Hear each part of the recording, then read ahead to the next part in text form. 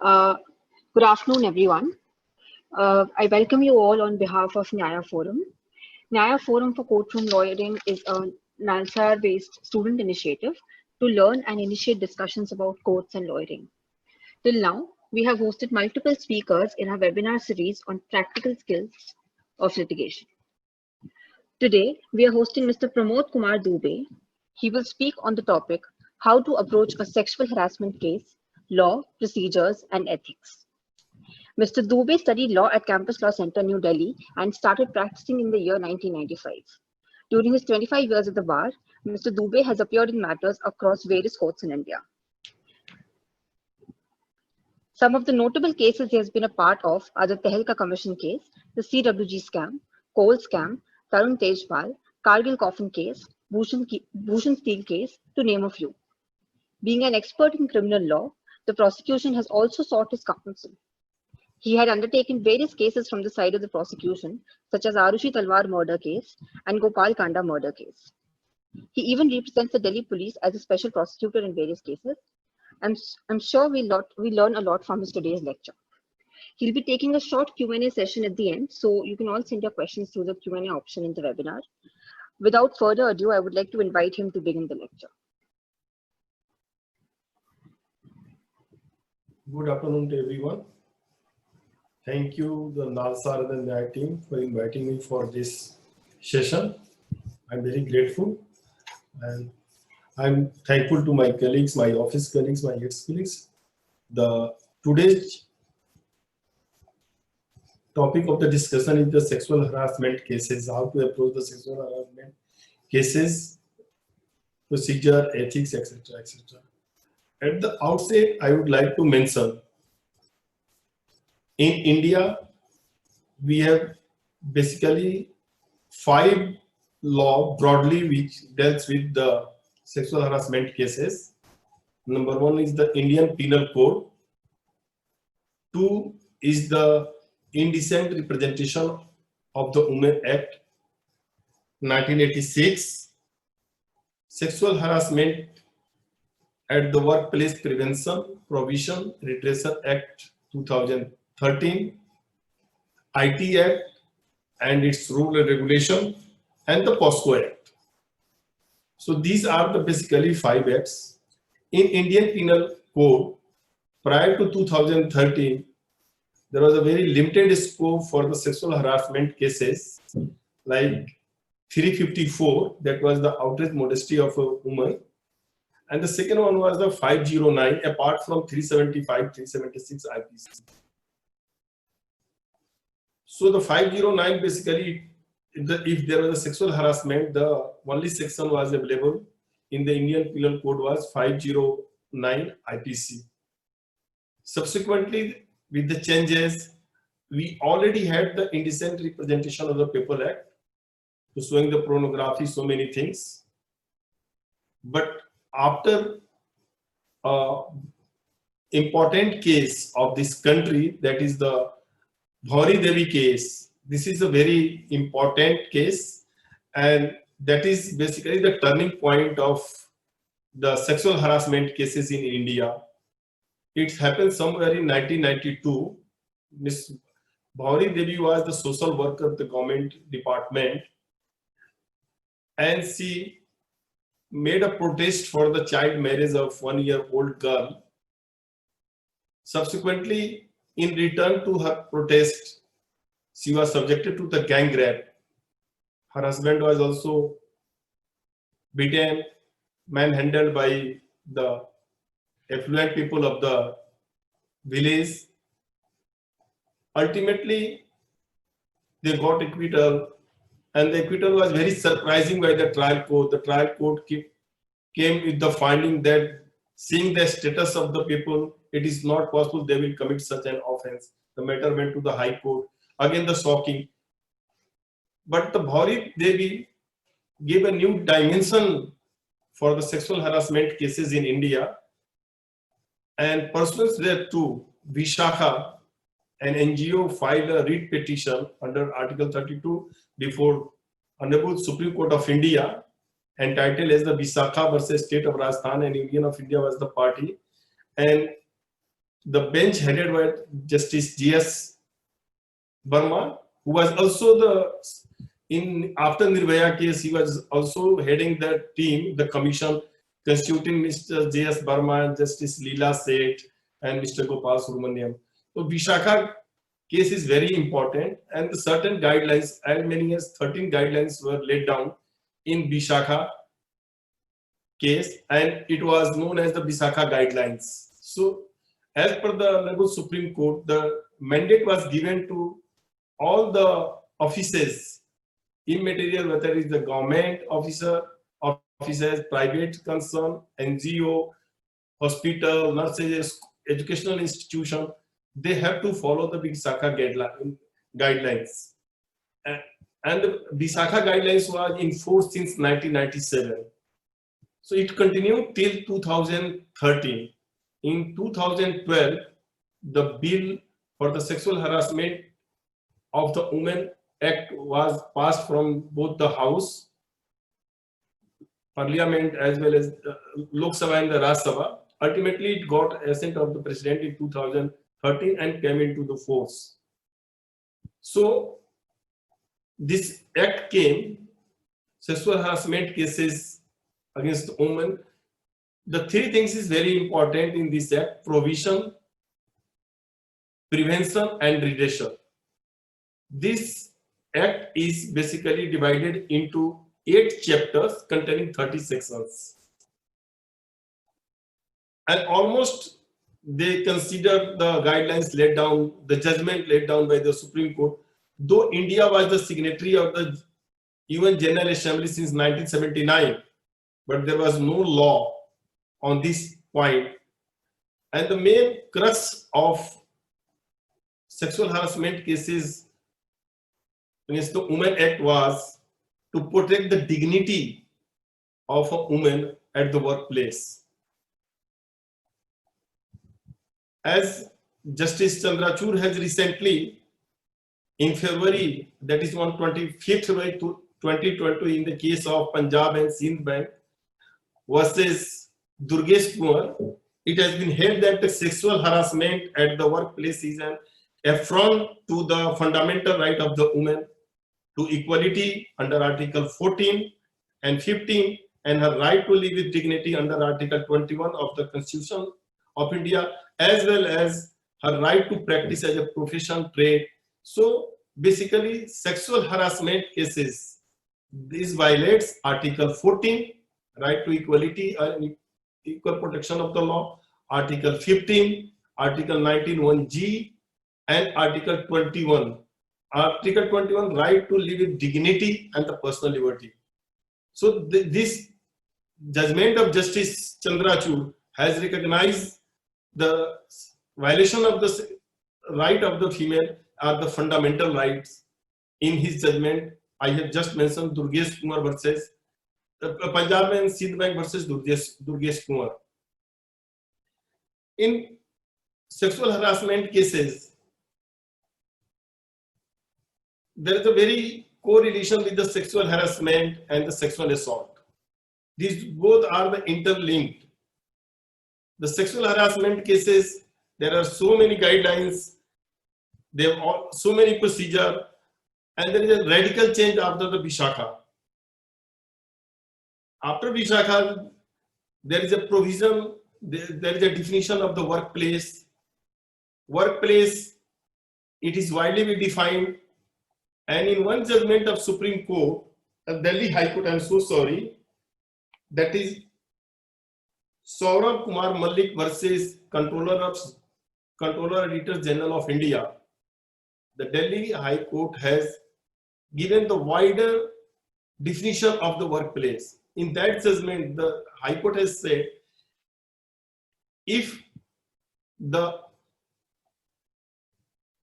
your colleague, the employee, is sitting outside the workplace, suppose he's working on internet, on the electronic media, and he's abusing his right, violating the right of the female, that place would also come under the workplace.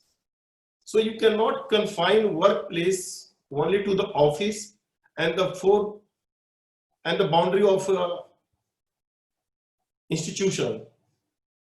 It is a very wider scope, and it go beyond all this scope, all these ranges. So workplace has already been defined. I don't need to mention the provisions, which provision the workplace is defined, but it is already defined. The aggrieved person is already defined in the act, and also the sexual harassment is again defined by the Honorable High Court of Delhi in Dr. Punita Sodhi versus Union of India, where it has been held that the sexual harassment is subjective experience. So this is the law on this aspect. There is a subjective experience of the person. So sexual harassment, if you are going to sexual harassment at the workplaces, there are provisions like you have to make the complaint to the internal ICC, Internal Complaint Committee, which is mandatory for every institution. So there must be the constitution of the ICC or local committee, that is at the district level. So first is the ICC. ICC, the constitution of the ICC, there would be a female employee, that is the senior most female employee of the institution, and not less than 2 persons who have the social background or the legal knowledge, and they work for the cause of the women. The third is 1 person must be from the NGO. So this is the constitution of the ICC. You file the complaint. The time limit for the filing the complaint is 90 days from the last date of the incident. There also the procedure how you file the complaint. The complaint, there must be the time, the description of the person, date, and the concise explanation of the facts. You don't mention the wrong facts. The facts would be given to the ICC. The ICC would interview. ICC had the power to grant the interim relief. Interim relief means they can send the employee for 3-month leave. Either the agreed person or the employee, they can transfer the employee, they can conduct the proceeding. They have the power to record the evidence, but they cannot go stricto sensu with the Indian Evidence Act. There would be application of the rule of evidence, not the Evidence Act. So they would interview the agreed person, the victim, the respondent. They have the power to record the statement of the person. Then they will prepare the report and they will file the report. If in the report they find prima facie commission of the offense, they can recommend the finding to the police for registration of the FIR under 509.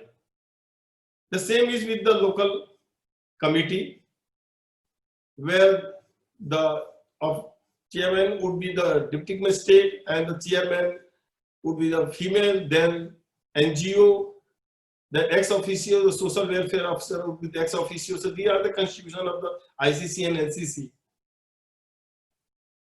So you have to do all the things, but one thing is very important. It is the burden duty of the every employer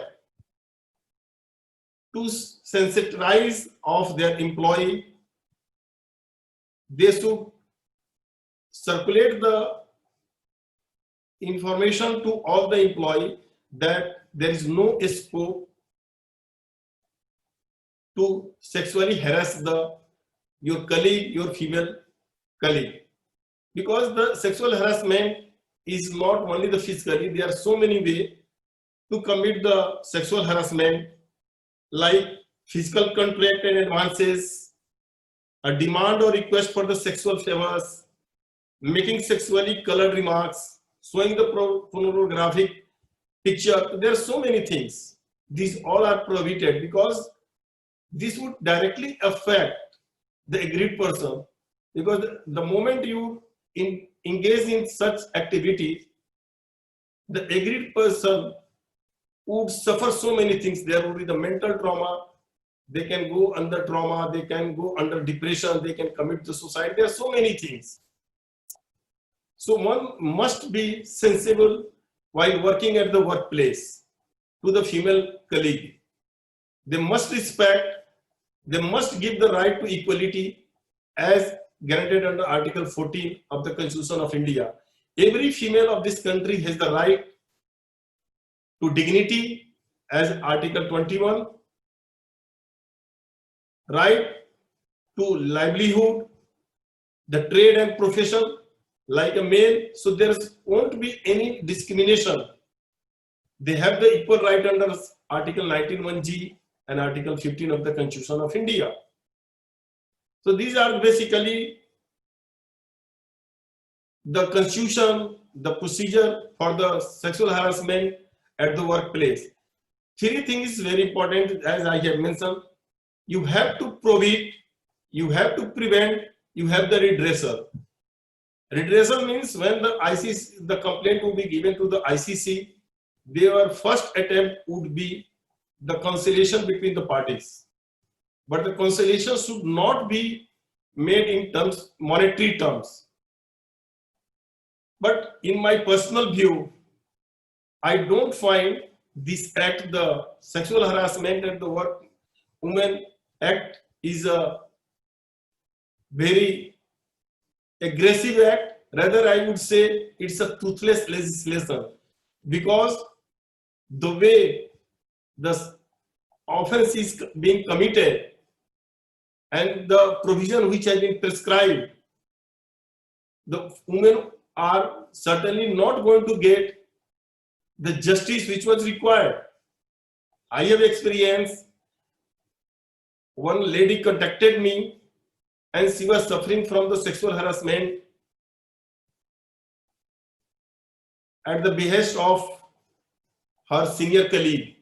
She made the complaint, senior colleague got transferred, but ultimately she suffered a lot. They did not believe her version, and rather the colleague of his senior officer, who became the immediate superior officer of the victim, started torturing her, making the remarks. The senior officer was a female, though she was the female, but she degraded her. Her ACR was affected and she came under a lot of depression. So you cannot say that the Sexual Harassment Against the Women Act is a perfect law which has every redressal. No, I don't think. It is my personal view. I don't think they have sufficient redressal in the act itself. Now, if you come, the much has been changed after Nirbhaya Act. There is a lot of amendment in the Indian Penal Code, Information Technology Act, Indian Evidence Act. And Indian Evidence Act, there is one very important section they have amended. There is 114A, section 114A of the Indian Evidence Act. 114A, Indian Evidence Act, shift the burden of the accused person to prove that the female had not consented for the sexual relation. So 114A is very important section which has been incorporated under the Indian Evidence Act. The second aspect is very important because in earlier time, the test in the sexual offenses was there must be the penetration, there must be the rupture of the hymen.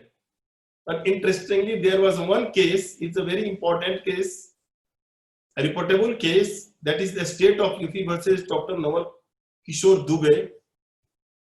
This case pertaining to 1994 Supreme Court, and Justice A.S. Anand was the Judge Supreme Court. In that matter, there was no penetration at all. There was no rupture of hymen. The doctor came with the defense. Yes, as per the allegation of the victim, the sexual act was regular act, but the hymen is still intact. The court examined the medical expert, and the medical expert opined that it is not necessary the penetration would be that depth to rupture the hymen. So the Supreme Court passed the order. The penetration is not required for the commission of the offense under 376 IPC. Mere touching is sufficient. And that happened after Nirbhaya. We have one case that is pertaining to year 1994, the very famous case, K.C. Jaku. He was the employee in the Ministry of Home Affairs. Her wife filed a case abusing his own minor child with his office colleague. The name of the case is Sudesh Jaku versus K.C. Jaku.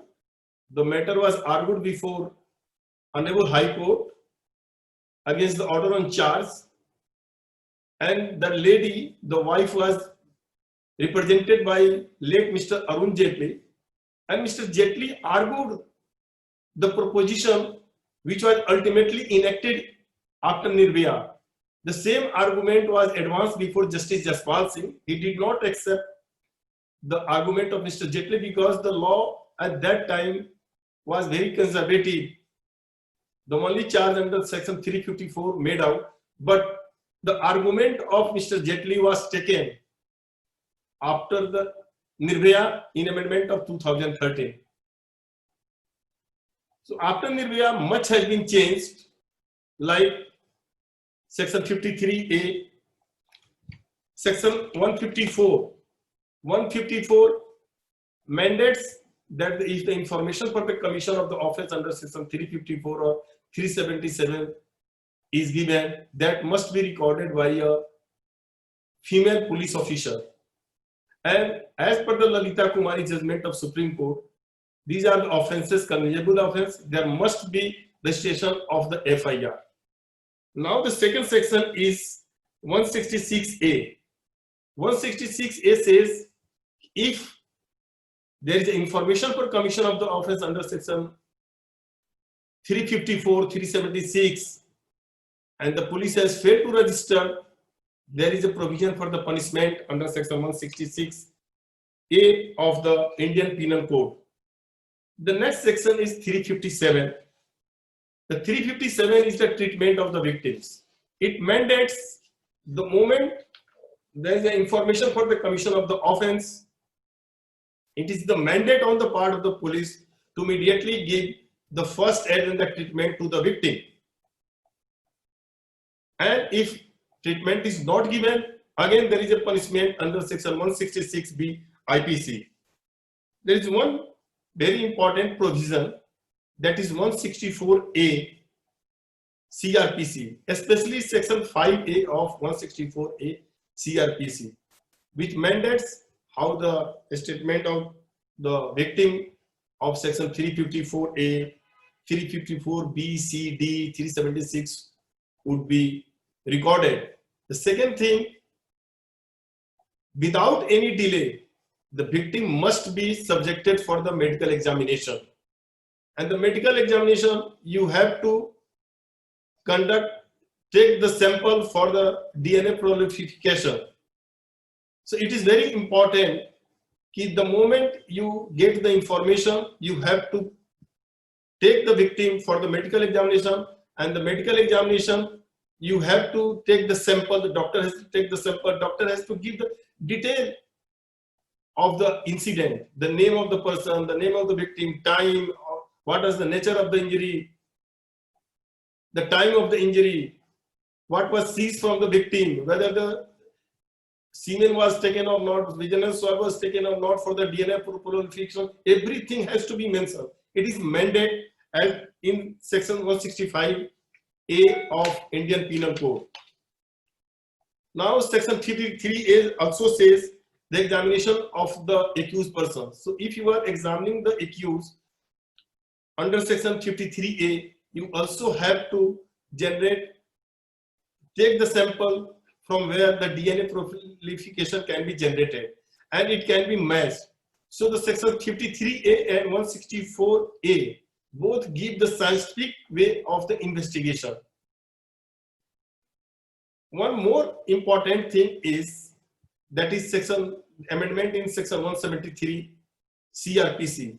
They have amended 173 CRPC. 173 CRPC is meant for the filing the charge sheet. So the 173 1A was incorporated by way of the amendment section in 2013, and it says that the investigation pertaining to the sexual harassment cases must be conducted within 2 months from the date of the information, the date of the initiation of the investigation. So the basically motive behind all these things for the SPD trial, SPD disposal of the case, so that the victim will not suffer the trauma for a very long time, indefinite time. So you have to conduct the investigation within 2 months from the date of the information. You file the charge sheet, give the details, and along with the charge sheet, you must file the DNA test report. Because the moment there is a DNA test, it will be very difficult for the accused to defend his case. Next provision, that is the 327, because 327 gives the right for the open court proceeding, but 327 says in the offense related to the sexual offenses, the proceeding must be conducted in camera. Only designated lawyer and the victim or the accused person would be there. Even the accused would be kept outside the reach of the victim, so that the accused cannot influence the victim. Third thing is you have to maintain the identity of the victim. You cannot publish, and there is also restriction of the publication of the court proceeding under section 327. So the court has given the guidelines, and the court is very sensitive while giving all the things, and the act is there. The 327 is very important section. Now, I would like to mention one thing, that is judgment is Lillu Elias Rajesh versus State of Haryana, that is 2013 judgment of the Supreme Court. What was happening in the rape cases, the doctor used to put the 2 finger, and the test was being called the 2-finger test if the victim is the rape victim. So Lulu says, no, this is not required. The victim should not again go through the same mental trauma. And Lulu give the direction, no, you cannot do all these things because this is against the humanities. So 2-finger theory also goes by the judgment of the Honorable Supreme Court in 2013 in Lulu. One thing is very important and it must be kept in mind, that is doctrine of hearsay, especially section 6 of the Indian Evidence Act. We are coming across every time that either victim has directly informed the police for the commission of the offense, or the victim has disclosed the factum of the commission of the offense to either to her relative, her friends, or the parents. So section 6 comes into the play, and it is very important because it can change the entire case of the prosecution, and even it can give the benefit to the accused persons. So section 6 must be dealt with in a very intensive manner. What I am trying to suggest, that there you must, the victim of the sexual harassment or the sexual assault must avoid to delay in informing to the relatives, friends, or the parents. The disclosure for the commission of the offense must be contemporaneous period. The moment there is a delay, then the onus lie upon the victim and the prosecution side to explain the delay, the cause of the delay. Though the Supreme Court in Gurmeet Singh has given the finding on the delay in the FIR, but that case was altogether different. I'll deal with the judgment of Gurmeet Singh versus State of Punjab in a short while. So section 6 is very important. My advice would be immediately after the commission of the offense, you immediately inform to the person who is having authority to take the action. You make the complaint either to your relative, to your friends, to your parents, whosoever, or your employer, or the person who is having the authority to take any action. Because there is one provision in Evidence Act, that is the exception of the hearsay, section 8 illustration J. This is very important section, and that section also always gives benefit to the accused persons. It says if a victim has been ravished, she should immediately, subsequently thereafter, inform for the commission of the offense. If she failed to do so, then the conduct of the victim would be seen. This is the only provision in the Indian Evidence Act where the conduct of the victim, the prosecutrix, would be seen. Otherwise, there is no provision to see the conduct of the victim. Even the victim is of the EG virtue, the Supreme Court say, immaterial, what is her conduct, what is her character. You cannot take the benefit of her character, because even the person is of the EG virtue, she has the right to live with the dignity as granted under Article 21 of the Constitution of India. In Gurmeet Singh versus State of Punjab, there was a delay. The defense was taken, there was a delay in the FIR. The Supreme Court says no, because seeing the background of the prosecutrix, they were the different background. They were very hesitant in making the complaint to the police because they have the apprehension of their respect in the society.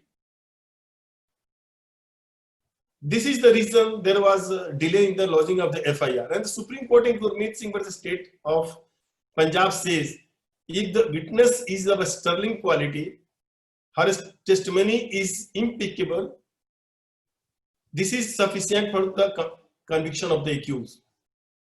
So what is required? If you are the rape victim, there must be consistency in your statement.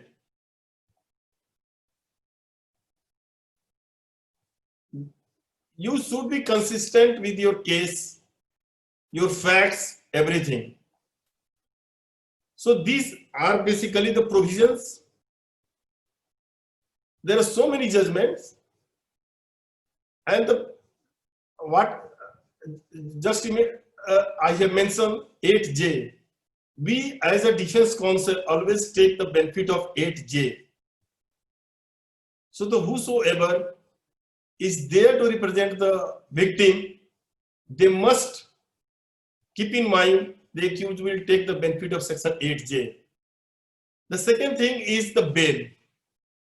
Recently, Delhi High Court Justice Pratibha Singh has passed the order on the 5th June in minor G versus Government of NCT of Delhi, where the mandate has been given, direction has been given that at the time of the hearing of the bail application under POSCO or under 376, the notice to the bail application must be given to the police. The police must inform the victim that there is a bail application is listed and the hearing would be such and such, and this is the copy of the bail petition of the accused.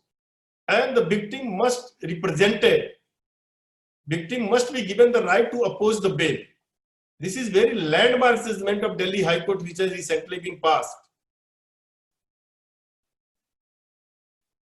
So the Delhi High Court is in the sexual harassment cases is a very proactive court. They are passing the order. They are ensuring the right which has been granted to the victim under Article 14, 15, 19, 1G and 21. Because earlier what was the practice? If the accused has filed the bail application, the victim would not be knowing and she would not get the opportunity to put her version to oppose the bail.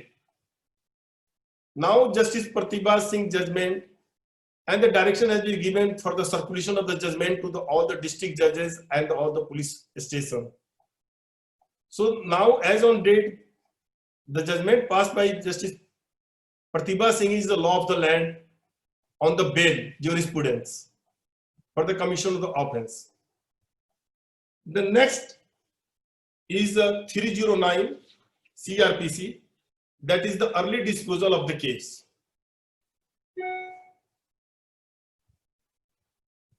What the Supreme Court says? The Supreme Court says in the rape cases, the moment the charge sheet is filed and the charge is framed, the court must prepare the calendar, how the court will proceed further. There must be the calendar for the recording of the evidence, the examination in chief, cross-examination, which witness is coming when, how is going to be conducted. So the victim would be get the speedy result and there would be the speedy trial. So the victim would not suffer for a infinitive time. So there must be the calendar. The calendar must be put to the accused.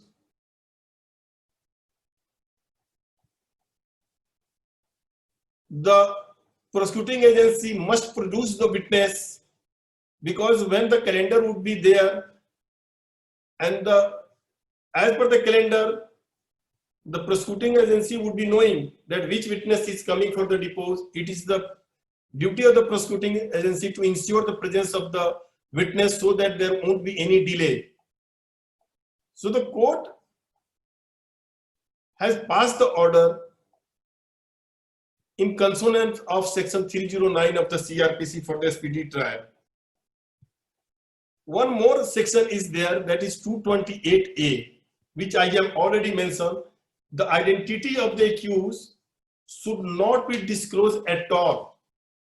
If the name of the accused is there, you have to put the white float on the name. You don't disclose the name in the public at large. Identity of the victim must be concealed. Even there is a media report, the identity of the victim should not be disclosed.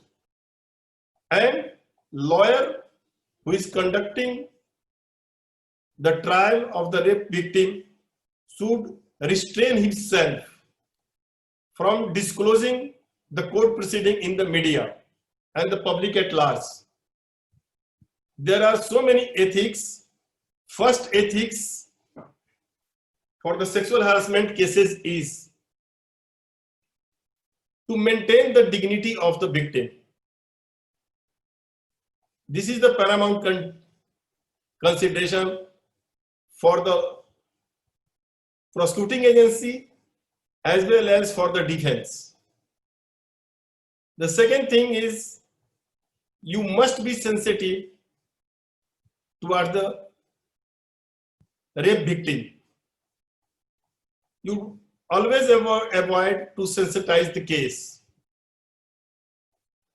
You don't ask the question which can directly affect the reputation and the character of the victim.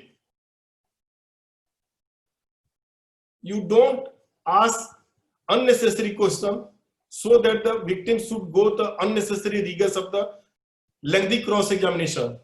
The judge should also be sensitive.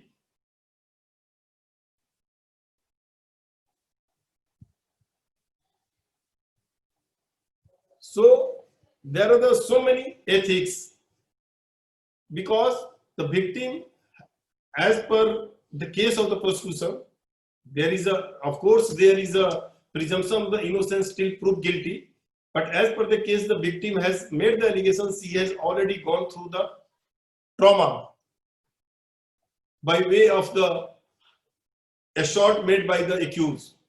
She should not again assaulted while going through the rigors of the evidence and standing in the witness box. Whenever the victim is feeling uncomfortable with the questions of the defense, it is the paramount duty of the defense counsel to restructure the question and put the question where the victim is comfortable. If she is not comfortable, always avoid to ask uncomfortable questions. You should not go in the nitty-gritty, how it happened, when it happened, what. You don't ask this kind of the question. The moment you ask this kind of question, meaning thereby you are not sensitive towards the rape victim.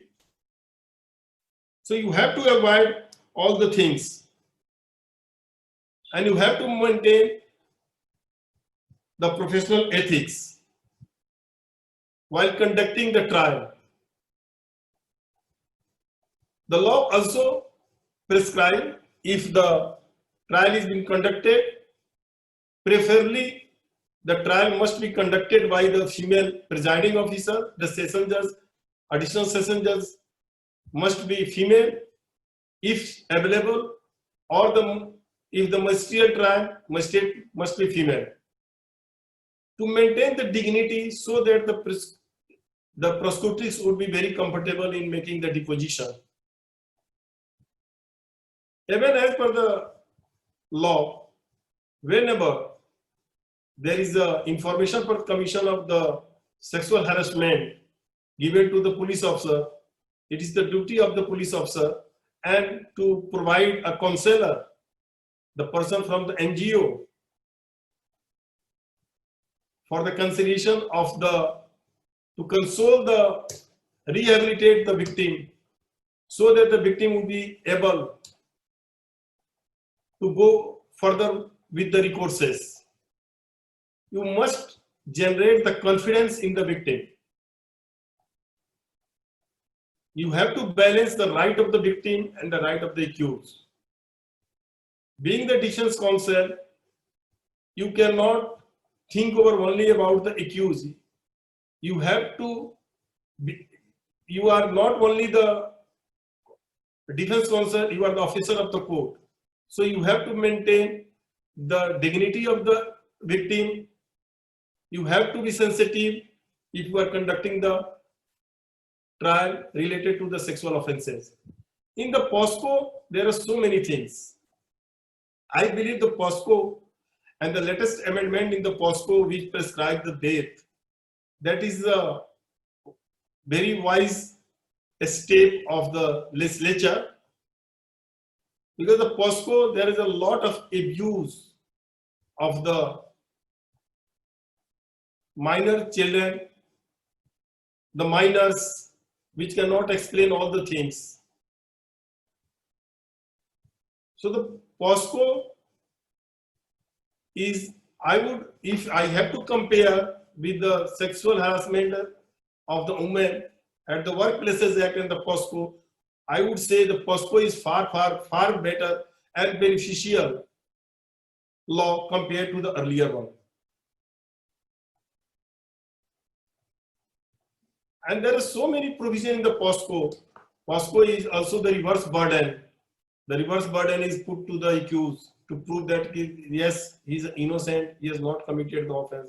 There is a bar on the bail. So many things in the POSCO.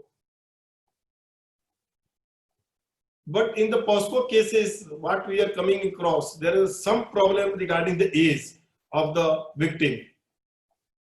There are so many contradictions coming.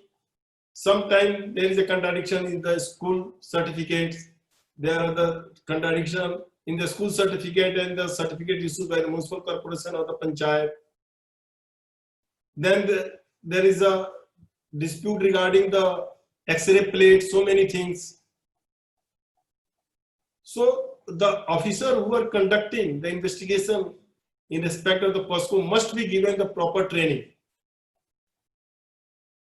to conduct the investigation so that it will ensure the maximum number of the punishment and the prove the case of the prosecution.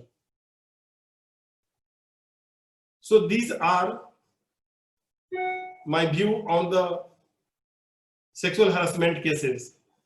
I believe, Bhasya, this is now you have the time for the question answer session.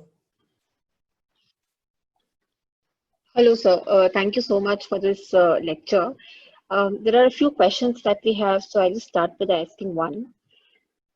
First is, can you please throw some light on POSH obligations vis-a-vis co-working spaces? Pardon, you are not audible, please come again. Yes, sir. So the first question that we have is, can you please throw some light on POSH obligations vis-a-vis co-working spaces? There is so many obligations. You have to maintain the work atmosphere there. You have to give the respect to all your employees.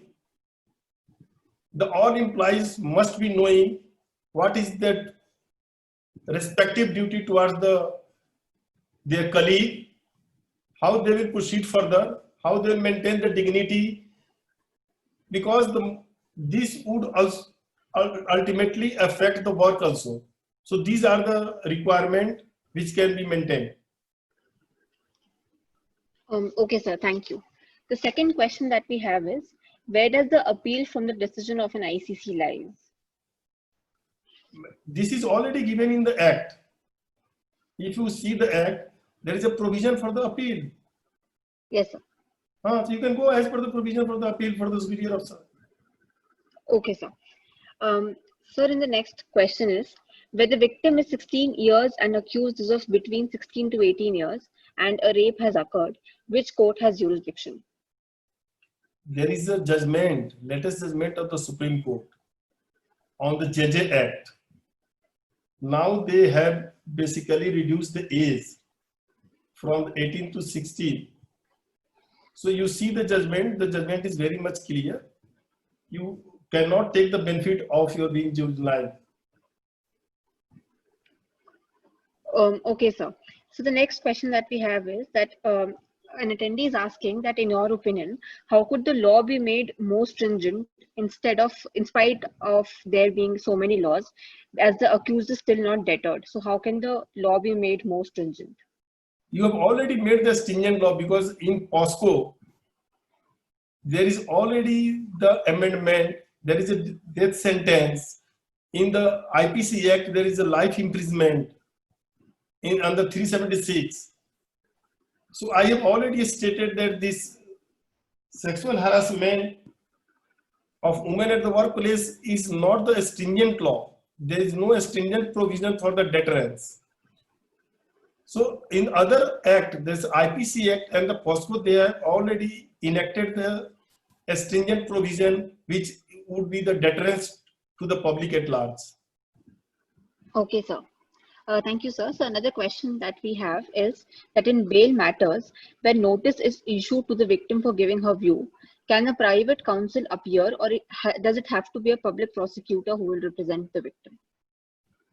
See, there is a provision, if you see the provision 8 of section 24, if you are the aggrieved person, you have the right of the prosecution.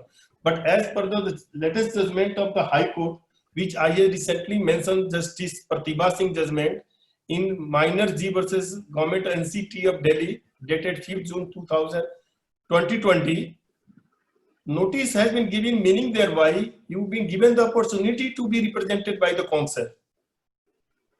So you have the right to represent through your counsel at the time of the bail. Okay, sir. Thank you, sir. So another question that we have is, in what circumstances could the POSH Act apply in cases where the act of sexual harassment occurs in a work from home scenario?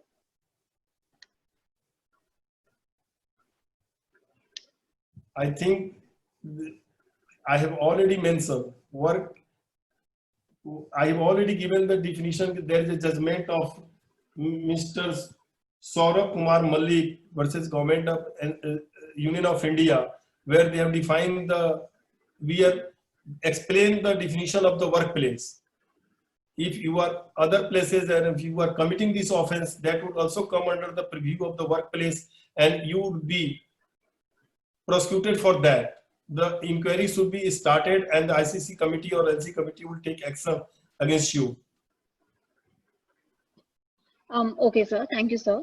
So the last question that we have is that in the POSH Act, the victim can only be a female. So in your opinion, should the Act's ambit be increased to include acts which have occurred against males as well?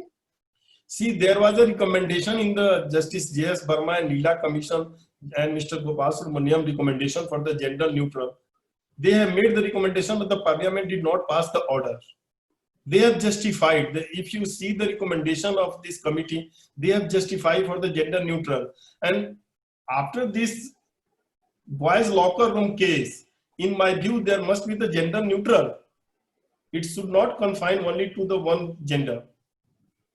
But it is up to the legislature, the parliamentarian, to enact the law. Okay, sir. Thank you so much for answering all the questions and for a very informative lecture. We are very grateful to you and your colleagues for accepting our request for this webinar series. Thank you so much, sir. Thank you so much.